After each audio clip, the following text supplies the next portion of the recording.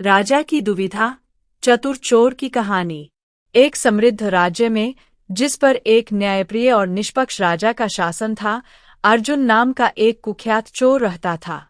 अर्जुन आम अपराधियों जैसा नहीं था, वह चतुर, मायावी था और कभी पकड़ा नहीं गया था।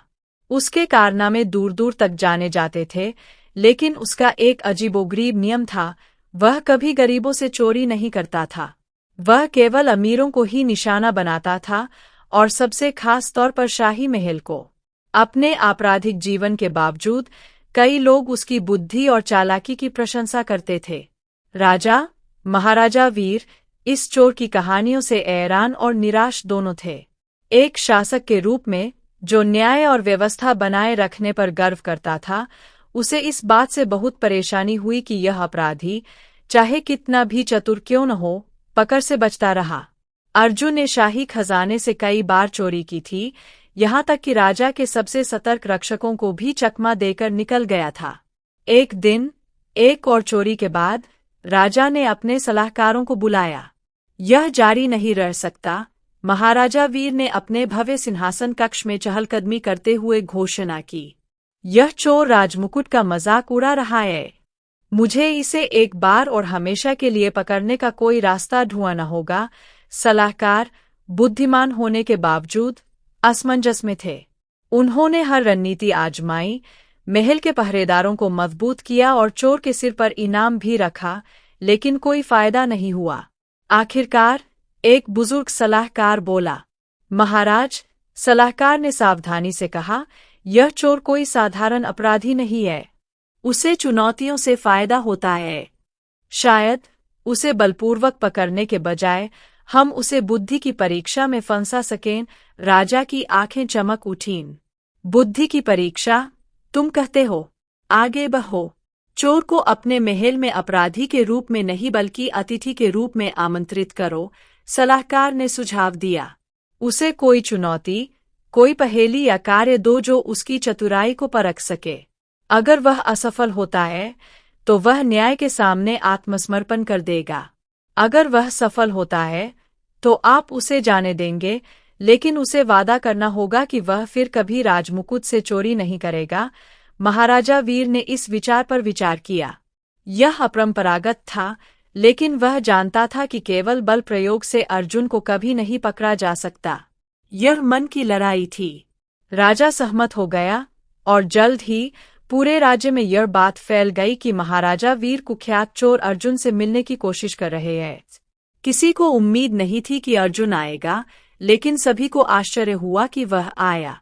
एक रात, अंधेरे की आड़ में, अर्जुन बिना बुलाए लेकिन बिना किसी नुकसान के महल में घुस गया, मानो वह वहां का ही रहने वाला हो। भव्य हॉल में महाराजा वीर अपने सिंहासन पर प्रतीक्षा करते हुए बैठे थे। सादे लेकिन बढ़िया कपड़े पहने अर्जुन आत्मविश्वास से भरी मुस्कान के साथ अंदर आया। आपने मुझे बुलाया है, महाराज? अर्जुन ने थोड़ा झुककर कहा। उसका लहजा चंचल लेकिन सम्मानजनक था। मैंने बुलाया था, राजा ने उसे ध्यान से देखते हुए जवाब दिया। तुमने मेरे खजाने से जितनी बार चोरी की है, मैं उसकी गिनती नहीं कर सकता, और फिर भी तुम यहाँ आजाद और अछूते हो। तुमने मेरे पहरेदारों को चकमा दिया है, मेरे अधिकार का मजाक उड़ाया है, और मेरे राज्य को बेवकूफ बनाया है। लेकिन आज मैं तुम्हें एक अलग रास्ता सुझाता हूँ। अर्जुन ने भौहें उठाईं। मैं सुन रहा हूँ। मैं एक चुनौती पेश करता हूँ, राजा ने कहा। बुद्धि की परीक्षा। अगर तुम सफल हो गए, तो तुम आजाद हो सकते हो, और मैं तुमसे और कुछ नहीं मांगूंगा, सिवाय एक वादे के। तुम्हें फिर कभी मुकुट से चोरी न करने की शपथ लेनी होगी। हालांकि, अगर तुम असफल हो गए, तो तुम मेरे न्याय के आगे झुक जाओगे और अपने बाकी दिन शाही कालकोठरी में बिताओगे। अर्जुन की आंखें दिलचस्पी से चमक उठीं। एक उचित प्रस्ताव, महाराज। यह चुनौती क्या है? राजा ने चोर की जिज्ञासा को भांपते हुए मुस्कुराया। यह सरल है। आज रात मैं तुम्हें 3 कार्य दूंगा, जिनमें से प्रत्येक पिछले से अधिक कठिन है। तीनों को पूरा करो, और तुम अपनी स्वतंत्रता जीत जाओगे। अर्जुन ने आत्मविश्वास से सिर हिलाया। मैं स्वीकार करता हूँ। राजा आगे झुका। बहुत अच्छा। अपने पहले कार्य के लिए मेरे सिर से मुकुट चुरा लो, बिना मुझे या मेरे पहरेदारों को पता चले। अर्जुन मुस्कुराया। हॉल में पहरेदारों की भीड़ थी, सभी बारीकी से देख रहे थे, लेकिन अर्जुन निराश नहीं हुआ। उसने राजा के सामने सिर झुकाया, फिर कहा, महाराज, शुरू करने से पहले क्या मैं एक सवाल पूछ सकता हूँ? राजा ने उत्सुकता से सिर हिलाया। आपके मुकुट का वजन कितना है? अर्जुन ने पूछा। प्रश्न से आश्चर्यचकित महाराज वीर ने मुकुट को जांचने के लिए अपने सिर से उतारा। उस समय अर्जुन ने तेजी से आगे बढ़कर राजा के हाथों से मुकुट छीन लिया और सभी को दिखाने के लिए उसे ऊपर उठाया। महाराज, मुकुट, अर्जुन ने मुस्कुराते हुए कहा, जब यह चतुर चोर के हाथों में होता है तो इसका वजन कम होता है। राजा ने प्रभावित होते हुए भी हंसते हुए कहा, बहुत बढ़िया, लेकिन यह सबसे आसान काम था। दूसरे काम के लिए राजा ने आगे कहा, आपको आज रात शाही अस्तबल से मेरा घोड़ा चुराना होगा, और न तो पहरेदारों को और न ही मुझे पता होना चाहिए कि यह कैसे करना है। अर्जुन ने सिर हिलाया और हॉल से बाहर चला गया। कई घंटे बीत गए और जैसे ही भोर हुई, राजा की नींद घोड़ों की टापों की आवाज से खुली। वह अपनी बालकनी में भागा और देखा कि अर्जुन शाही घोड़े पर सवार होकर आंगन से गुजर रहा है। पहरेदार उलझन में उसका पीछा कर रहे हैं।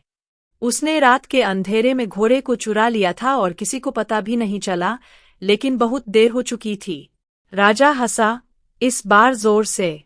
तुम वाकई चतुर हो, अर्जुन, लेकिन तुम्हारा आखिरी काम इतना आसान नहीं होगा।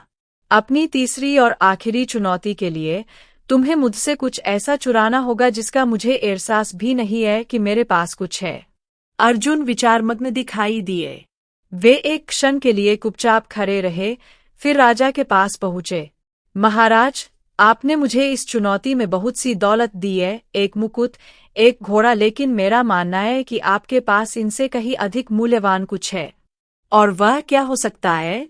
राजा ने उत्सुकता से पूछा। अर्जुन ने मुस्कुराते हुए उत्तर दिया, महाराज, आपका भरोसा। आपने मुझे अपने महल में आमंत्रित किया, मुझे एक चुनौती दी और विश्वास दिलाया कि मैं आपके नियमों के अनुसार खेलूंगा, और मैंने किया। लेकिन एक बार दिया गया भरोसा चुराना सबसे कठिन काम है, क्योंकि इसके लिए दोनों पक्षों को खुद से कुछ समर्पित करना पड़ता है। राजा चुप हो गए, चोर की बातों से हैरान। एक क्षण के बाद उन्होंने सिर हिलाया। तुम सही कह रहे हो, अर्जुन। तुमने वास्तव में ऐसी चीज चुराई है जिसे बलपूर्वक नहीं लिया जा सकता। तुम जीत गए हो। मुस्कुराते हुए अर्जुन ने गहराई से सिर झुकाया। तो मैं अपनी सहमति के अनुसार विदा लेता हूँ, महाराज। राजा अब दोनों ही खुश और प्रभावित हुए। उन्होंने अर्जुन को उसकी स्वतंत्रता दे दी। अपने वचन के अनुसार अर्जुन ने फिर कभी मुकुट नहीं चुराया, और चतुर चोर और बुद्धिमान राजा की कहानी एक किंवदंती बन गई, जो आने वाली पीढ़ियों के लिए पूरे राज्य में सुनाई जाती रही।